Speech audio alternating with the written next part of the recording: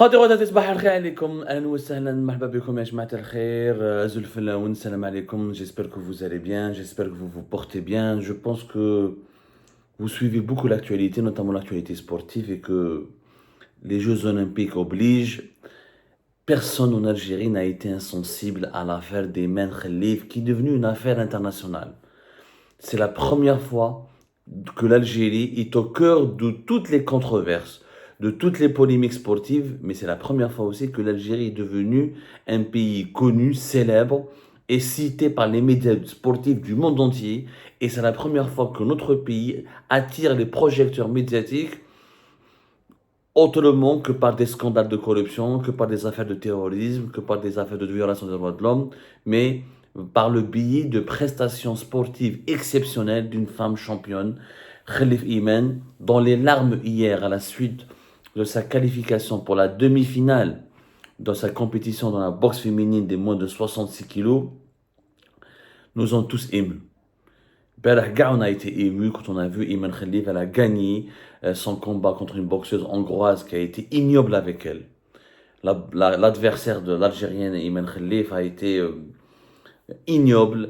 Avant le combat d'hier, elle a publié sur les réseaux sociaux des images choquantes, comme quoi elle allait affronter un taureau, un monstre surtransformé, et appuyer son mari, le mari de cette boxeuse hongroise. Il a dit, moi je suis prêt à me battre contre Aymen Khelif, qui est un homme, qui est en train de taper sur les femmes, c'est pas une vraie femme. Il y a eu quand même, vraiment, des une campagne d'une extrême violence. Je dis bien une campagne d'une extrême violence contre l'athlète algérien Aymen Khelif, qui a résisté jusqu'au bout, qui n'a pas flanché, qui n'a pas craqué, qui a été, mais bien sûr, à la fin, elle ne pouvait pas retenir ses larmes, elle ne pouvait pas retenir son émotion. Sa qualification pour la demi-finale, le prochain combat, ce sera contre une boxeuse thaïlandaise, le 6 août prochain, à la salle Villepinte de Paris. D'ailleurs, une salle qui était totalement survoltée avec la présence d'énormément de supporters algériens. La première fois, je pense que les Algériennes et les Algériens s'intéressent autant à la boxe féminine. C'est la première fois que c'est devenu un centre d'enjeu ou un centre d'intérêt national. Aymen Khelif assure normalement au moins la médaille de bronze en Algérie. Déjà, nous avons au moins une médaille. Si elle perd, même si elle perd sa demi-finale, elle pourrait normalement avoir au moins une médaille de bronze. Si elle se qualifie à la finale, elle pourrait avoir ou l'or ou la médaille d'argent. C'est une première pour la boxe féminine algérienne. Et je crois pour la boxe féminine des pays arabes en général, si je ne me trompe pas, mais je ne vais pas m'aventurer là-dessus. Dans la catégorie des 66 kilos, Aymen Khelif, elle a battu la hongroise Luca Anna Amouri. Auparavant, elle s'est beaucoup moquée d'elle, a voulu la déstabiliser, et aujourd'hui encore, plusieurs médias occidentaux sur les réseaux sociaux, plusieurs personnalités sportives occidentales remettent en cause la féminité d'Aymen Khelif. Pourquoi en Algérie, on est solidaire à tout prix avec Aymen Khelif? Parce qu'on estime que c'est une affaire de discrimination insupportable. Mais je pense que dans cette solidarité, il y a eu de la part des Algériennes et des Algériens beaucoup de confusion. J'ai vu des commentaires de part et d'autre accuser le comité olympique international d'organiser, d'être à l'origine des persécutions dont serait victime Aymen Khelif. N'écoutez pas les fake news. Ça va comme une émission tout à l'heure sur l'origine des polémiques.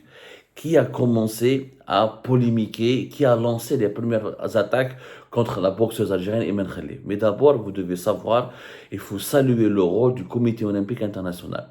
C'est lui qui a refusé la disqualification d'Aymen Khelif. C'est lui qui a soutenu depuis le premier jour l'éligibilité de Aymen Khelif et la participation légitime et l'éligibilité de la boxeuse algérienne aux compétitions olympiques. Je vais vous montrer une vidéo où le chargé de communication, Marc Adams, du Comité olympique international, a été clair, net et précis. Le vendredi dernier, lors de sa dernière intervention, il a été très clair. Il a soutenu Aymen Khelif. Aymen Khelif, elle est soutenue par les instances du Comité international olympique. Le Comité olympique algérien, il essaie de faire son travail. Il a déposé plainte. À la fin, il a annoncé qu'il va déposer. Il a déjà saisi, il a demandé des mesures disciplinaires contre les athlètes et contre les concurrents, les adversaires d'Aymen Khelif qui se moquent d'elle, qui la déstabilisent, qui l'insultent, qui mettent en cause son intégrité ou sa légitimité ou sa féminité, mais il y aura aussi des poursuites judiciaires d'après les annonces faites par le comité olympique algérien qui fait aussi un bon travail. Je pense que c'est l'une des rares fois où pendant le déroulement des Jeux Olympiques, je trouve que le comité olympique algérien fait un travail exemplaire. Il communique, il contre-attaque, il riposte, il dépose plainte, il menace de déposer plainte, il condamne, il dénonce, il demande, il lance des appels à l'aide ou des appels à la solidarité. Ils font un travail de communication et un travail d'accompagnement et de protection des athlètes algériens qui est exceptionnel. Il faut le saluer. Le comité olympique algérien, on les a longtemps trop critiqués pour des affaires de corruption, de mauvaise gestion, de dysfonctionnement, des bilans sportifs catastrophiques. Mais cette fois-ci, je pense, dans le cas des Khelif, le comité olympique algérien a utilisé toutes ses armes légales, sur le plan de la jurisprudence, sur le plan de la communication, sur le plan du lobbying. Ils font un travail intéressant pour défendre Iman Khelif. Maintenant, je vais vous montrer une vidéo pour que vous compreniez. ما تغلطوش, le comité olympique international, il soutient Iman Khelif. Iman Khelif n'est pas victime de discrimination de la part du comité olympique international. Avec la vidéo de Mark Adams qui dit que Iman Khelif n'est pas une personne transsexuelle, n'a pas trafiqué, elle est femme, elle est née femme et c'est une femme et elle a le droit de participer à une compétition de boxe féminine pour les Jeux Olympiques. Voilà ce qu'il dit. Born female, was registered female, lived her life as a female, boxed as a female, has a female passport. This is not a transgender case. There are many women with higher levels of testosterone than men. So actually the idea that a testosterone test is some kind of magic bullet is actually not true.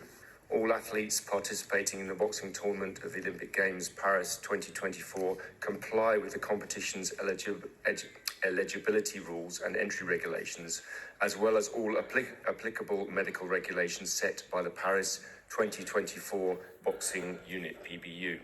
As with previous Olympic boxing competitions, the gender and age of the athletes are based on their passport. Are these athletes women? The answer is yes, according to eligibility, according to their passports, according to their history. A test which may have happened overnight was a made-up test, which is new. I don't think we should give that any credence at all. If we start acting on every issue, every allegation that comes up, then we start having the kind of witch hunts that we're having now. But yes. Ça, c'est Mark Adams, Mark Adams, le directeur de communication du Comité olympique international. Je vais vous donner ça. Il y avait un sous-titrage en français, mais vous n'avez certainement pas lu, vous n'avez pas eu le... C'était pas assez clair, peut-être je l'ai montré avec mon téléphone, je n'ai pas fait de montage, là, c'est très spontané. Mais Mark Adams, ce qu'il dit, c'est net, clair et précis. C'est une femme, Iman Khelif, elle est née femme, elle a été élevée femme, elle a été éduquée comme une fille, elle a grandi comme une fille. Ce n'est pas un transgenre, ce n'est pas une personne transsexuelle. Elle n'a pas été opérée, elle ne s'est pas fait injecter, elle n'a pas suivi un traitement hormonal, elle ne s'est pas injecté des hormones. Elle sécrète naturellement des hormones sexuelles masculines, mais ce n'est pas un transsexuel, ce n'est pas un homme. Elle a des caractéristiques biologiques féminines, des caractéristiques génétiques féminines. Donc, ils l'ont défendu, le Comité olympique international. Il faut saluer, et franchement, il faut saluer. Ils n'ont pas du tout été contre Iman Khelif pas du tout. On dit n'importe quoi. Certains médias algériens disent n'importe quoi. D'autres médias ont accusé le Makhzen, le Maroc, je ne sais pas quoi, mais on reviendra sur ce sujet, si encore une fois, tout à l'heure. Quel est le problème de Iman Khelif, qui a lancé les premières rumeurs ou qui a lancé les premières accusations et les premières remises en cause? Ça, on en parlera tout à l'heure. Mais pour le comité olympique, le comité olympique international, il a une position, encore une fois, honorable. Iman Khelif est une femme, elle a grandi comme une femme, elle a entamé la boxe comme une femme, elle a toujours été une femme, elle n'a pas subi d'opération, elle n'a jamais triché, elle s'est pas métamorphosée en homme, ou là ce n'est pas un homme qui s'est métamorphosé en femme. Ce n'est pas un transsexuel, ce n'est pas elle n'est pas née dans le corps d'un homme pour devenir ensuite une femme. Le père de Ayman Khalif, il a parlé, il s'est exprimé, il a eu le courage, il a donné des photos, il a exprimé sa solidarité avec sa fille, il a donné un témoignage qui était émouvant, il a démontré que sa fille est une fille, elle a toujours été une fille, elle a toujours été une femme. Et finalement, cette affaire, pourquoi elle choque tant les Algériennes et les Algériens? Parce qu'en Algérie, il faut dire la vérité. Les femmes masculines ou les hyperandrogynes ou les femmes qu'on qualifierait comme garçons manqués ou les femmes qui ont une certaine force masculine ne sont pas forcément aimées par la société, ne sont pas forcément tolérées par la société. Il y a une grande hypocrisie, on va la dénoncer plus tard. C'est pas, pour le moment, c'est l'heure de la solidarité. La réflexion viendra après. Après la participation, après la fin des épreuves, après la fin de la participation aux Jeux Olympiques de 2024 de Paris, de Ayman Khalif, il faudra qu'on pose le débat de la présence du rôle des femmes en Algérie et de l'hypocrisie, de cette hypocrisie qui règne autour des droits des femmes ou là de la perception hypocrite de la société algérienne par rapport aux femmes fortes, par rapport aux femmes masculines, par rapport aux femmes qui ont des caractéristiques masculines.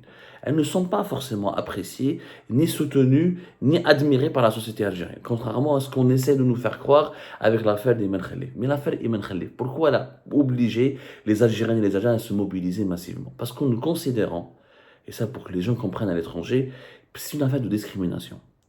Les Algériennes et les Algériens pensent que si Ayman Khalif ne s'appelait pas Ayman Khalif, que si elle était occidentale, si elle était une femme d'origine française ou américaine ou allemande ou israélienne ou ukrainienne, elle n'aurait pas causé problème. Pourquoi? En fait, Ayman Khalif, elle a dérouté les Occidentaux. J'ai expliqué dans une précédente émission que Ayman Khalif, finalement, n'est que le reflet des problèmes, d'un gros problème, c'est la participation à la vie sociale et à la vie économique, à la vie politique des personnes transsexuelles en Occident. L'Occident aujourd'hui, il est traversé par une crise d'identité et une crise philosophique existentielle. Il y a une communauté LGBT+, là, il y a une communauté transsexuelle qui prend de l'importance. Il y a de plus en plus d'hommes ou de femmes qui recourent à des opérations médicales, chirurgicales, à des traitements médicaux et hormonaux pour changer de sexe. La question du changement du sexe et la question du genre, elle obsède en ce moment l'Occident qui se sent en danger, qui se pose des questions sur sa survie, sur sa manière, sur son mode de vie, sur ses principes, avec l'avènement d'un troisième genre qui est le genre transsexuel. D'ailleurs, le Comité olympique international, de 2021 à 2024, il a été confronté à plusieurs polémiques concernant la participation des sportives transsexuelles. D'ailleurs, le Comité olympique international a tranché de façon simple. Il n'a pas voulu prendre position. Il a laissé, mis à part l'affaire de la boxeuse taïwanaise et la boxeuse algérienne Ayman Khalif, qui sont des personnes hyper androgynes et qui ne sont pas des transsexuels. Le Comité olympique international il a soutenu Ayman Khalif parce qu'elle n'est pas une transsexuelle. Elle n'était pas un homme qui a changé de sexe pour devenir une femme. Elle est née femme, elle a toujours été une femme, elle a toujours eu les caractéristiques génétiques, sexuelles et biologiques d'une femme. Mais pour les questions transsexuelles, le Comité olympique international, il est dans la gêne. Il y a aujourd'hui un débat scientifique. Certains avis scientifiques disent que quand une transsexuelle ou un transsexuel participe à des compétitions sportives, ça va truquer les résultats. D'autres disent qu'il n'y a pas suffisamment de preuves scientifiques, mais le débat n'a pas été tranché. Mais le Comité olympique international, il a laissé le choix aux fédérations sportives.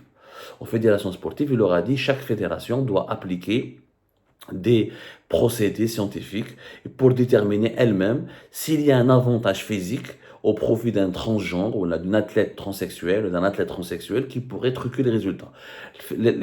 L'athlétisme, la Fédération internationale d'athlétisme, elle a réglé le problème. Les transsexuels ne sont pas les bienvenus, ni chez les femmes, ni chez les hommes. Parce qu'on estime que, surtout chez les femmes, quand un homme devient une femme, on estime que il y a pas la compétition n'est pas sur le même pied d'égalité et que l'homme a une force physique qui lui permettra de battre ses autres concurrentes femmes. Donc, ça c'est un débat vraiment sur la scène médiatique, parce qu'en Algérie, la question transsexuelle est complètement absente. C'est un énorme tabou. L'homosexualité est déjà haramisée, criminalisée, etc. Alors, ma'adraka, la question de la transsexualité, elle ne se pose même pas. En Algérie, il n'y a même pas le début d'un problème ou d'une question, d'une interrogation sur la question de la transsexualité. Transsexuel en Algérie, ça existe. Ils sont une minorité invisible. Invisible. On a plus les travestis que les transsexuels. Les transsexuels algériens ils sont pratiquement tous à l'étranger. Ce sont des personnes qui partent à l'étranger, qui se font opérer, qui vivent à l'étranger. C'est rare, il y a des transsexuels qui vivent en Algérie. Il y a les travestis, il y a les prostituées hommes, il y a les homosexuels. Mais les transsexuels sont franchement une catégorie extrêmement mineure en Algérie. Donc, c'est pas, les Algériens ne comprennent pas ce problème. Et ils ne comprennent pas ce débat qui anime et qui ébranle l'Occident. Mais, les Algériens, mais au sein des fédérations sportives, il y a eu il y a une athlète sud-africaine qui a été exclue. Il y a dans pas mal de fédérations, je pense qu'il n'y a que dans le rugby, et j'ai lu dans l'haltérophilie ou une autre fédération qui plus ou moins, dans deux sports olympiques uniquement, pas plus je crois, où les fédérations internationales ont décidé d'ouvrir la porte aux athlètes transsexuels. Mais les autres ont fermé complètement leurs portes parce qu'elles estiment que il y a un trucage des résultats, il y a une inégalité dans les combats, dans les compétitions sportives, ou là, dans les joutes sportives, et que l'éthique sportive ne serait pas respectée. Il y a même une réflexion aujourd'hui au niveau du sport mondial de créer des compétitions sportives uniquement pour les transsexuels. C'est pour vous dire que le monde connaît des métamorphoses philosophiques, existentielles, que les Algériens et les Algériens ne connaissent même pas parce qu'eux, dans notre quotidien, on est accablés par d'autres problèmes. Mais le cas Imen Khalif, au-delà a été la goutte d'eau qui a fait déborder le vase parce que Giorgia Meloni, Elon Musk, Donald Trump, l'écrivain auteur de Harry Potter, toutes les personnes appartiennent à ce courant conservateur qui sont contre l'effacement qui sont contre la théorie du genre et qui s'inquiètent de l'effacement du genre dans la civilisation occidentale et qui ont peur que les caractéristiques que la nature humaine soit manipulée, transformée par des nouveaux courants qui veulent nous imposer, pour eux, de leur point de vue, qui veulent imposer une nouvelle identité transsexuelle qui pourrait menacer la pérennité, la survie de la race humaine. Parce que, voilà, quand on change de sexe, etc., on crée des problèmes sociaux, des problèmes au niveau des mariages, au niveau de la composition familiale. Et pour le courant conservateur en Occident, c'est dangereux. Maintenant, Imen Khalif, l'affaire Imen Khalif, pourquoi elle a choqué l'Algérie? Parce que pour nous, pour beaucoup d'Algériens et d'Algériens, c'est une affaire de discrimination. Encore une fois, si elle était une femme occidentale, on aurait dit quoi? Ah, une non-binaire. Ah, on aurait... Est-ce que vous ne pensez pas que si elle était occidentale, si elle avait un nom, si elle s'appelait Jacqueline, Micheline, ou si elle était américaine, ou israélienne, ou ukrainienne, ou russe, ou autre, si elle était une blanche occidentale, même si elle était une noire américaine par exemple, est-ce que le traitement n'aurait pas été différent? Les Algériens et les Algériens pensent que le traitement aurait été complètement différent. Le problème des Khalif, c'est qu'elle ne colle pas à l'image que l'Occident, ou que la perçoive, ou que la communauté, pas que l'Occident, hein, même dans l'Afrique subsaharienne, même en Asie, même dans certains pays asiatiques, dans l'Amérique latine, on a une autre image de la femme arabe musulmane. La femme arabe musulmane, elle est souvent, on la perçoit comme une femme soumise, comme une femme voilée, comme une femme timide, comme une femme qui ne pratique pas les sports physiques, etc., comme une femme effacée. Là, Imen Khalif, c'est le contraire de tous ces préjugés. C'est une femme qui ne colle pas la fameuse perception de la féminité, elle ne porte pas le voile, elle fait le salut militaire, elle est très masculine, elle parle, elle a une voix très forte, elle impose, elle a un caractère, elle a une personnalité, elle a un parcours, elle a fait ses preuves. C'est le contraire de cette perception que les Occidentaux et que la communauté internationale, pas uniquement les Occidentaux. En Chine, les Chinois ont aussi des préjugés sur les femmes musulmanes, les Japonais, les Sud-Coréens, les Brésiliens, les Argentins. Les préjugés ne sont pas uniquement occidentaux. Le préjugé, c'est la figure de la femme musulmane qui soulève qui dérange. Parce qu'on a toujours cru que la femme musulmane, elle ne peut être que soumise, que voilée, que passive, qu'effacée, qu'au service de l'homme, que dominée par l'homme. Mais une femme musulmane arabe qui domine, qui s'exprime, qui s'épanouit, qui réussit, qui fait le salut militaire, qui n'est pas dans une féminité artificielle, qui n'a pas les apparats féminins que l'imaginaire mondial croit, que l'imaginaire mondial connaît de la femme musulmane, et bien là, la femme Ibn Khalif, elle a choqué tout le monde. parce qu'elle était comme un ovni, je crois un objet volant. Je crois elle, c'était une femme non identifiée. Mais enfin, moi, je me une Algérienne, parce qu'on a une autre vision de l'Algérie. On pense qu'en Algérie, il n'y a que des femmes soumises, il n'y a que des femmes qui sont tous voilées, toutes voilées, que des femmes madame, des capacités sportives ou physiques importantes. Donc, elle a déconstruit, elle a provoqué un choc dans le monde. Iman Khalif, elle a provoqué un véritable choc à travers le monde. Et c'est ça ce qui a causé vraiment, qui a alimenté davantage la polémique. Et je pense que mes compatriotes, beaucoup de mes compatriotes ont raison. Ça n'était pas musulmane, ça n'était pas algérienne, ça n'était pas arabe, ça n'était pas maghrébine, ça n'était pas nord-africaine, ça n'était pas berbère. On aurait eu une polémique totalement différente. Ben que la question de sa transsexualité aurait été posée, encore une fois, on n'est pas une transsexuelle, la question de son métabolisme, de ses caractéristiques génétiques féminines aurait été posée, mais pas avec la même vigueur, pas avec la même brutalité, pas avec la même violence. Et c'est pour ça que les Algériens et les Algériens ont été très solidaires, parce qu'ils ont compris, ils ont senti dès le départ que c'est une affaire de discrimination basée sur la race, la religion, l'appartenance religieuse. Parce qu'elle est arabe, parce qu'elle est africaine, nord-africaine, pas africaine, parce qu'elle est africaine, parce qu'elle est nord-africaine, parce qu'elle est maghrébine, parce que voilà, l'imaginaire collectif, la communauté internationale a une autre perception de la femme noire africaine. Parce qu'on a l'habitude de voir des femmes noires africaines dans les grandes compétitions d'athlétisme, dans les grandes compétitions où elles ont une force physique, etc. Mais c'est la première fois que nous avons une femme arabe, non voilée, musulmane, maghrébine, non voilée, qui ne parle pas au nom du Coran tout le temps, qui ne cite pas des hadiths tout le temps, qui est une sportive, qui a une imposante, qui a une posture très masculine, très virile, qui a une force impressionnante, etc. Et donc, Iman Khalif, elle a complètement intrigué. Elle est intrigante. Elle a déjoué tous les préjugés. Et c'est pour cette raison qu'elle a provoqué autant de polémiques. Et c'est pour cette raison aussi que, parce que c'est une affaire de discrimination, que les Algériens et les Algériens ont décidé de la soutenir et de la protéger et de l'accompagner. Et j'espère que le 6 août, elle va se qualifier en finale, à la finale plutôt qu'elle va se qualifier, elle ira en finale et qu'elle pourra avoir de l'or parce qu'elle le mérite.